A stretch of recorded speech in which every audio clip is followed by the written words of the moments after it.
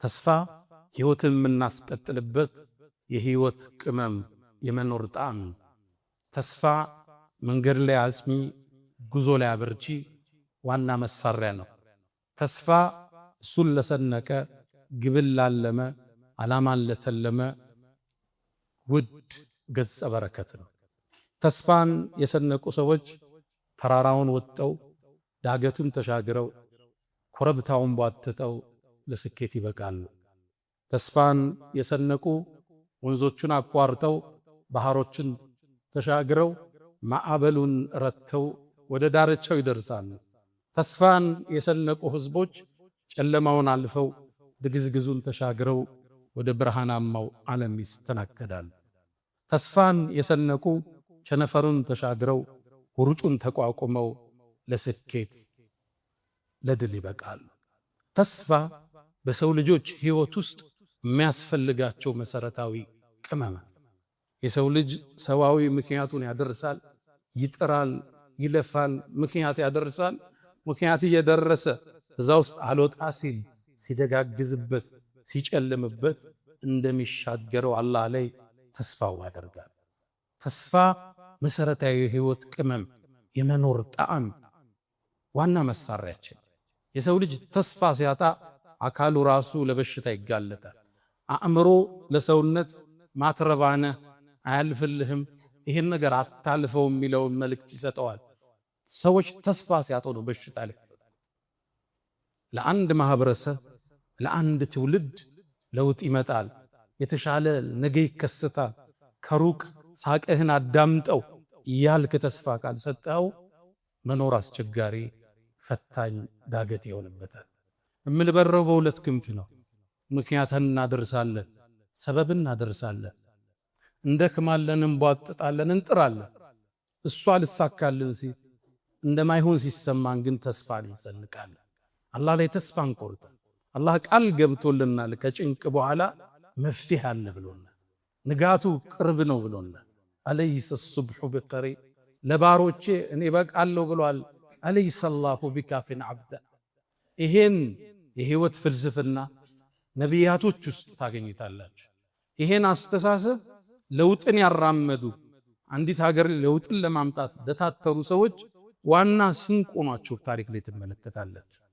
እስኪ አንዲት ተምሳሌት እናንሳ። ሀጀራ፣ እናታችን ሀጀር ኢብራሂም ዓለይሂ ሰላም መካ ላይ ነበር ትተዋት የሄዱት። ያኔ መካ እሰቡት ሰው የለም፣ የሚንቀሳቀስ እንስሳ የሌለበት ምድረ በዳ። ያኔ መካ ዛፍ ሳር የሌለበት ውሃ የሌለበት ለጥ ያለ በረሃ ነው። መካን ያኔ ስትመለከታት ከዓባ ያልተገነባባት፣ በፀሐይ የጠቆሩ ተራሮችን የያዘች፣ ነፋስ በሚያነሳው አቧራ የተሞላች ምድረ በዳ ከሕፃን ልጇ እስማኤል ጋር ኢብራሂም አስቀምጠዋት ተመለሱ። እዚህ ውስጥ ምን ይታያችኋል? ሞት እንጂ። እዚህ ውስጥ መጥፋት እንጂ ምን ይታያችኋል? ሀጀርም ደነገጠች። ኢብራሂም ጥሏት ሲሄድ ለማን ነው የምትሆን? መልስ የለም። ጠየቀች፣ መልስ የለም። አላህ ነው እንዲያዘዘህ አለችው። በአንድ ዘገባ ራሱን ብቻ አንቀሳቀሰ ይላል ነቢዩላህ ኢብራሂም። አንድን ቃል ተናገረች፣ ተስፋን ያዘለ።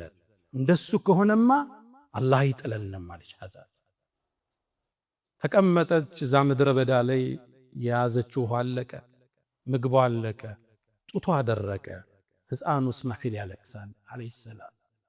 ያኔ ምን ታድርግ? ልጇን ጠቅልላ አስቀምጣ ሰው ባገኝ ረጅ ባገኝ ብላ ሶፋና መርዋ ተራራ ተመላለሰች። ከሶፋ ትነሳለች፣ ወደ መርዋ ተራራ ትወጣለች። መሃል ላይም ሶምሶማው አለ መሮጡ።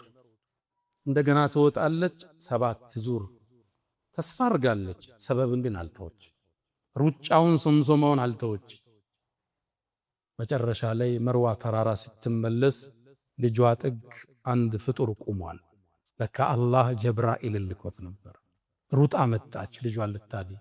ማነሻ አንቺ አላት። ጅብሪል። ሀጀር ነኝ አላለችው።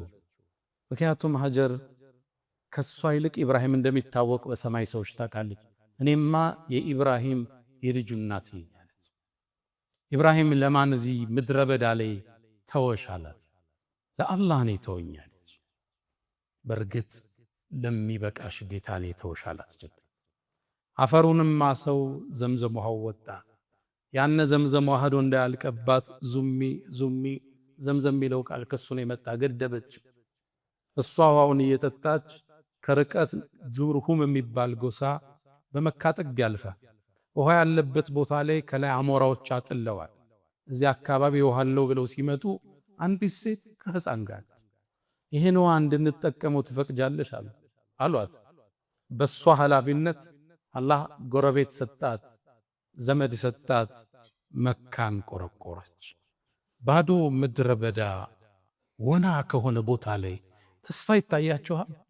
ዛፍ የሌለበት ሳር፣ ውሃ የሌለበት እንስሳ የሌለበት እዚህ ድቅድቅ ጨለማ ውስጥ ነገን ማማተር፣ ብርሃንን ማማተር የነቢያቶች ትልቅ አቅም